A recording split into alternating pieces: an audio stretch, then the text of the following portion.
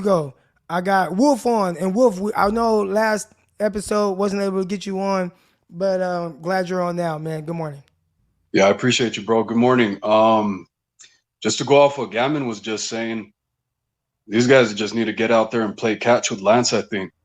And they I was started wondering, doing that. So after practice, you see Debo Samuel stay after, you see Ayuk. So they are trying to, kind of playing catch up, working to continue to kind of create yeah, that chemistry and understand what each other is kind of thinking and expecting. And those are things that it does take a while to really get on the same page, right? You watch, and I'm curious to see what happens with Devontae Adams and Derek Carr, because when it came to Adams and with Rogers. Adams, Rodgers, like that connection, that cohesiveness.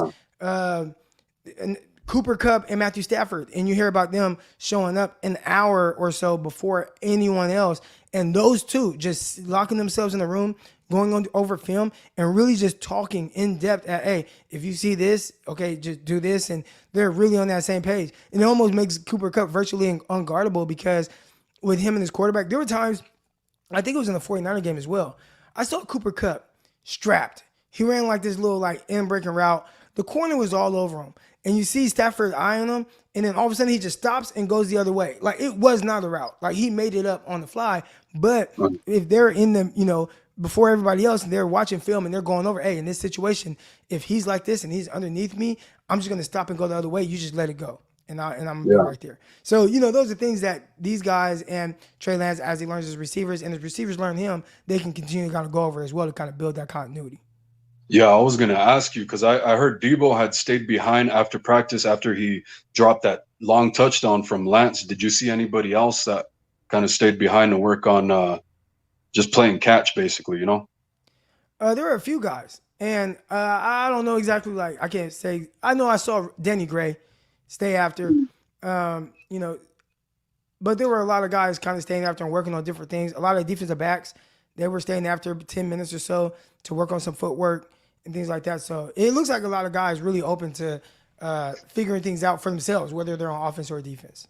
That kind of makes sense because if you think about it, Ayuk was dropping balls. He started playing catch with Lance after practice, and he started kind of amping it up in training camp. And then same thing with Debo a little bit. Now Danny Gray's kind of showing up at camp too. It seems like, Yeah. yeah. So I was gonna ask you something real quick because I caught it a little late, so I apologize if you guys already touched Oh, on feel this. free. Go ahead. Yeah, they told us we can't wear headphones at work anymore, so I just got off work. So that's messed up. They caught me off guard, man. Yeah, they're hating Yeah, on you. yeah, hating on it, man. But so one of the questions I had with Lance was him putting together drives. I want to see long drives from him because we've seen the explosive plays. We have seen the drive he did before the half against Texans, but what do you see and how often do you think he could do that? Yeah, so there were a few different opportunities. I thought Friday he was much better at kind of the moving where they had third down situations, right? They truly set it up for a third down situation, and he converted. But then Mm, Friday, or excuse me, Saturday, he wasn't great early on in the move the ball, but then he had a 2 minute drill where he finished great. So I think that's definitely still a work in progress. Uh, what the 49ers are going to get, I have no idea. And I don't think even Kyle Shanahan does. yeah, But you just hope that he continues to kind of develop that aspect of his game. And as it pertains to even Jimmy Garoppolo, right? I think that's where Jimmy Garoppolo excelled.